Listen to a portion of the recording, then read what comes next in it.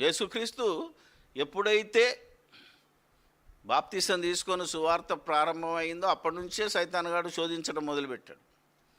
నువ్వు దేవుని కుమారుడవైతే అనగానే యేసుప్రభు రెచ్చిపోయాడా? అత్తరికి నన్ను అట్లా అంటావా, రాళ్ళు కాదు దేన్నైనా నేను రొట్టెలు తీసుకొని తింటాను అనలేదు. జాగ్రత్తగా వినండి. అలాగే తర్వాత అరే మీరు అపవాది సంబంధులుగా నడుస్తున్నారు, దేవుని సంబంధులుగా మారంటే మేము కాదయ్యా, మేము అబ్రహాం సంతానము, నువ్వే వ్యభిచారం వల్ల పుట్టినవాడు అని ఆ రోజు యేసుక్రీస్తుని అన్నారు. కానీ యేసుక్రీస్తు మళ్ళీ వారికి రిటాలియేషన్ ఇవ్వాల. జాగ్రత్తగా వినండి. ఆఖరికి శిలువ మీద వేలాడుతున్నప్పుడు ఒకడొచ్చి అన్నాడు, హాహాహా ఇతరులను రక్షిస్తాడట, ఇప్పుడు శిలువ మీద నుంచి దిగి వాడే రక్షించుకోలేడు అనే ఒకడు మాట్లాడాడు. అది 2000 సంవత్సరాల క్రితం జరిగింది. ఇప్పటికీ ఒకడు మాట్లాడాడు, తెలుసుగా మీ అందరికీ. సిలువలో 3 మేకులు పీక్కోలేనోడు మిమ్మెలా కాపాడుతారా అని అన్నాడు. అన్నంత మాత్రాన మనం రెచ్చిపోవడం ఎంత అవుతుంది? కావలసే అలా సైతాన్ రెచ్చగొడుతుందా? ఆ యేసుక్రీస్తుని అన్నప్పుడు యేసుక్రీస్తు ఏమనలేదు, తండ్రి వీరేమి చేయిస్తున్నారో వీరు ఎరుగరు. ఆ రోజు సిలువలో ఆయన మౌనంగా ఉండి ఆయనను వాళ్ళ కోసం ప్రార్థన చేసి దీవించాడు కనుక ఈరోజు యేసు నామం, యేసు అధికారము ఎవడాపాలన్నా ఆపలేకుండా ప్రపంచమంతా వెళ్ళిపోతుంది. ఆ ఓర్పు సహనం ఈరోజు క్రైస్తవులకు కరువైతే మనల్ని కాపాడేవాడేవాడు లేడు. జాగ్రత్తగా వినండి. అయ్యా మీరు చేతగానితనాన్ని ప్రోత్సహిస్తున్నారని, చేతగానితనం కాదు ఇది. జ్ఞాని మౌనంగా ఉంటాడు. ఆలోచన చేయాలి మనం. ఎక్కడ ఒక సామెత ఉంటుంది, చిన్నప్పుడు విన్నాను నేను, ఎద్దు ఎగిరినప్పుడు గంట ఎగిరంగానే లాభం లేదు, అది కామన్. కాబట్టి యేసుప్రభు చెప్పినట్టు పావురముల వలె నిష్కపటులు, పాముల వలె వివేకము కలిగిన వారుగా క్రైస్తవుడు అంటే వాళ్ళు అనగానే మనం అనకూడదు. ఎప్పుడు అనాలో, ఎప్పుడు ఏ విధంగా వాళ్ళకు దేవుడు మారు మనసులైతే శిక్ష వేస్తాడో అప్పటి వరకు ఓపికతో ఉండి మాట్లాడవలసిన చోట్ల మాట్లాడే రీతిగా. నువ్వు పామును ఎంతగా రెచ్చగొట్టినా అది వెంటనే కాటేయదు, సరిగ్గా నీ కాలు దొరకాలి, వేసేస్తుంది దెబ్బ. అలా యేసుక్రీస్తు బోధన మనం అడాప్ట్ చేసుకోవాలి, యేసుక్రీస్తును ఫాలో అవ్వాలి, యేసుక్రీస్తును ధరించుకోవాలి. శోధన సహించువాడు ధన్యుడు. ఆలోచన చేయండి, శోధన సహించువాడు. ఇప్పుడు వాళ్ళందరూ శోధిస్తున్నారు మనకు. ఒకవైపు ముస్లింలు, ఒకవైపు హిందువులు, ఒకవైపు నాస్తిక హేతువాదులు మనల్ని రెచ్చగొడుతున్నారు, టెంప్ట్ చేస్తున్నారు. అప్పుడు నువ్వేం చేయాలి, నేనేం చేయాలంటే సహించువాడు ధన్యుడు, శోధన రానివాడు ధన్యుడు కాదు. అప్పుడు ఇశ్రాయేళ్లకు యేసుప్రభు చెప్పాడు, మమ్ము శోధనలోనికి తేకుండా దుష్టుని నుంచి తప్పించమనేది ప్రారంభ ప్రార్థన. ఇప్పటికీ మన వాళ్ళు అదే చేస్తున్నారు తప్ప శోధన సహించే బలం, శక్తి కావాలి నాకు.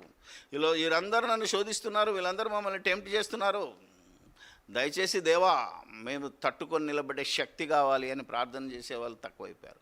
ఇప్పటికీ అనేకమైన చర్చిలో మమ్మల్ని శోధనలోనికి తేకు, దుష్టు నుంచి నువ్వే దుష్టు నుంచి మనం తప్పించుకోవాలి. ఇప్పుడు ఆలోచన చేయాలి మనం. పౌలు గారి సువార్తలోనికి వెళ్ళట్లేదు చాలామంది. యేసుప్రభు చెప్పాడు, నీకెవరికైనా ఇలాంటి విభేదాలు వస్తే దారిలోనే నువ్వు సమస్యను సాల్వ్ చేసుకో. ఒకవేళ నీకు పోలీసునికి దొరికావో, బంట్రొత్తుకు దొరికావో, వాడు కోర్టుకి ఇచ్చాడో, నువ్వు కడపటి కాసు చెల్లించేంతవరకు బయటికి రావన్నాడు. అది యేసుక్రీస్తు లూకాసు వార్త 12లో చెప్పాడు. అపోస్తలుడైన పౌలు గారు మరి అపోస్తల కార్యాల్లో చెప్పాడు. దేశ చట్టాన్ని వాడుకున్నాడు, దేవుని చట్టాన్ని వాడుకున్నాడు. ఇలా మనం ఉపయోగించుకోవాలి తప్ప అందరిలాగా మనం కూడా వీధికి ఎక్కో, లేకపోతే వీడియోకు కౌంటర్ వీడియో చేసి ఒక్కొక్కసారి నోరు జారి పోలీస్ స్టేషన్కి వెళ్ళి కోర్టులకు వెళ్ళే పరిస్థితి వస్తుంది. మేలు చేసి శ్రమపడమన్నాడు కానీ నోరు జారి శ్రమపడి పోలీస్ స్టేషన్లకు కోర్టులకు వెళ్ళొద్దన్నాడు. మనం ఇది చేస్తున్నాం ఇప్పుడు. ఎందుకంటే ఈరోజు ఏదైతే సవాలుకు ప్రతి సవాలుకు వెళ్తున్నారో, ఛాలెంజ్ అంటున్నారో, వీళ్ళు దేవుని యందు భయభక్తులు కలిగిన వారు కారు. మేం గొప్పలం. ఒకవైపు వాళ్ళు మేము హిందూ పరిరక్షకులని ఒకడు, మేము ముస్లిం యొక్క మతాన్ని కాపాడుతున్నాను వాడు కావచ్చు, వీళ్ళు మేము క్రైస్తవ్యాన్ని కాపాడుతున్నాం. ఎవరు నువ్వు క్రైస్తవాన్ని కాపాడని? క్రీస్తు అంత బలహీనుడా? దేవుడంత చేతగానుడా? ఆలోచన చేయాలి కదా. అందుకే ఇప్పుడు మాట్లాడుతున్నాము మనం యుద్ధాలు, మన పోరాటాలు, ఈరోజు ఈ గొడవలు ఎందుకు జరుగుతున్నాయి అంటే మన శరీర దురాశలను బట్టి. ఆలోచన ఏమంటుంటాడు యాకోబు పత్రిక, మీలో యుద్ధములను పోరాటములను దేని నుండి కలుగుతున్నవి? మీ అవయవములలో పోరాడు మీ భోగేచల నుండియే కదా. మన అవయవాలు అంటే నేను గొప్పని అనిపించుకోవాలి, నేను ఈరోజు క్రైస్తవులకు హీరోగా మారాలి, మేము క్రైస్తవులను కాపాడుతున్నామనే పేరు తెచ్చుకోవాలి. ఇలాంటి కోరికల వల్ల ఈరోజు ఈ మత సామరస్యం దెబ్బతిని క్రైస్తవుల వైపు మాకు రక్షణ లేదు అనే పరిస్థితి, అందరు కలవడే పరిస్థితి వచ్చింది కొద్దిమంది చేయబట్టికే. అక్కడ హిందువులు కూడా చూసారా, మేము మెజారిటీ ప్రజలం ఉన్నా మమ్మల్ని వీళ్ళు పట్టించుకోవట్లేదు, తిడుతున్నారు, హింసిస్తున్నారు, వాళ్ళలో కలవరం రేపుతున్నారు. దేవుడు ఒక్కడే మేము దేనికి భయపడం అన్న ముస్లింలను వాళ్ళు కలవర పెడుతున్నారు. మొత్తానికి దేశంలో పరిస్థితి అల్లకల్లోలమై సమాజం శ్మశానంగా మారే పరిస్థితి వచ్చింది.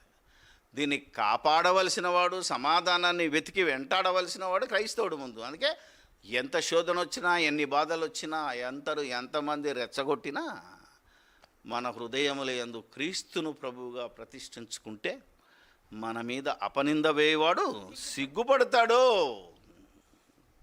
ఇంకా మనం కనుక ఆలోచించగలిగితే, ఒకసారి మనకు హెచ్చరికలు చేశాడు దేవుడు ఆల్రెడీ.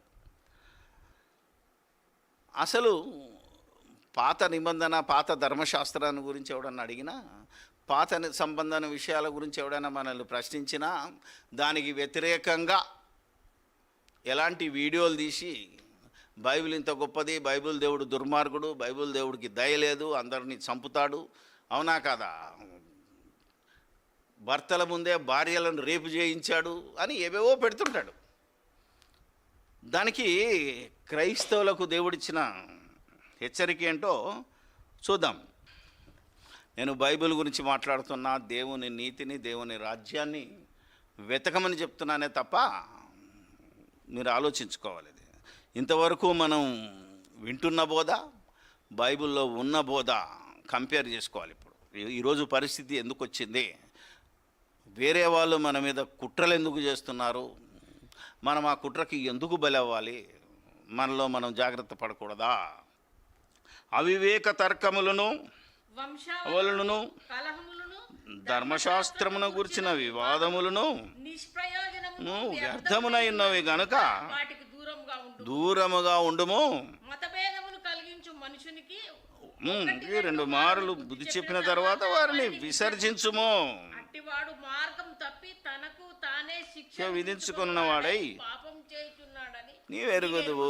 అంటే మతాల మధ్య చిచ్చు పెడదాం. ఓకే, క్రైస్తవ మతం కాకపోయినా గవర్నమెంట్ మతం అని ఒక డిక్లేర్ చేసుకుంటుంది కనుక ఈ రెండింటి మధ్యలో భేదాన్ని కలుగజేసేవాడికి ఏం చేయాలట, 1-2 మార్లు చెప్పిన తర్వాత బుద్ధి చెప్తే విసర్జించాలి, పట్టించుకోవద్దు మనం. కానీ మనోళ్ళు మాటికి పట్టించుకుంటున్నారు. ప్రతి చిన్న విషయం ఆడొక వీడియో పెట్టగానే వీళ్ళు మొత్తం కలిసి వీళ్ళు వీడియోలు, వీళ్ళు ఫిలింలు తీయటం. ఎంతవరకు సబబు? దేవుని వాక్యాన్ని వింటున్నామా మనం? దేవుని యొక్క ఒక దైవజనుడికి దేవుడు రాసిన హెచ్చరిక మనం విన్నామా? పనికిరాని వాటి మీద వాదన చేయకూడదు. వాడు కావలసి రెచ్చగొట్టినా మనం రెచ్చిపోకూడదు. యేసుప్రభు శోధన ఎలా జయించాడో మనము శోధన జయించి ధన్యులం కావాలే తప్ప అట్లట్లయితుంది, నేను రెచ్చిపోతాను, నేనే క్రైస్తవాన్ని కాపాడుతాను అని నువ్వు ఒక రిటాలియేషన్కి వెళ్తే జైలు పాలవుతావు. చెప్పేది ఏంటిది? నిన్ను వల్ల నీ పొరుగు వాడిని ప్రేమించు, అవునా కదా? ఇతరులను క్షమించు, ప్రేమించు. తిట్టిన వాడిని తిట్టకుండా ఏం చేయాలి మనం? రోమపత్రిక 12 ఉంటుంది, వారిని దీవించుడి కానీ శపించవద్దు. మనం చెప్పేది అది. కానీ ఈరోజు మనల్ని తిట్టిన వాళ్ళని ఏం చేస్తున్నాం అంటే తిరిగి తిడుతున్నాం. ఆలోచన చేయండి. బూతులు తిడితే మనం బూతులు తిడితే ఎట్లా కుదురు? వాళ్ళని దీవించమన్నాడు. ఇది క్రైస్తవ్యం. నీకు పరలోకం కావాలంటే ఇది నువ్వు. ఈ భూలోకంలో పేరు కావాలా, ప్రఖ్యాతి కావాలా, అవసరమైతే ఈ మళ్ళా మన రాజ్యాధికారంలోకి వెళ్ళి ఎమ్మెల్యే సీటో ఎమ్మెల్సీ సీటో కావాలనుకుంటే ఇవి అవసరం లేదు మనకు. బైబిల్లో ఉన్న వాక్యాలు వినాలి. పరలోకం పోవాలంటే మాత్రం ఇది తప్పకుండా ఈ హెచ్చరికను వినాలి మనం.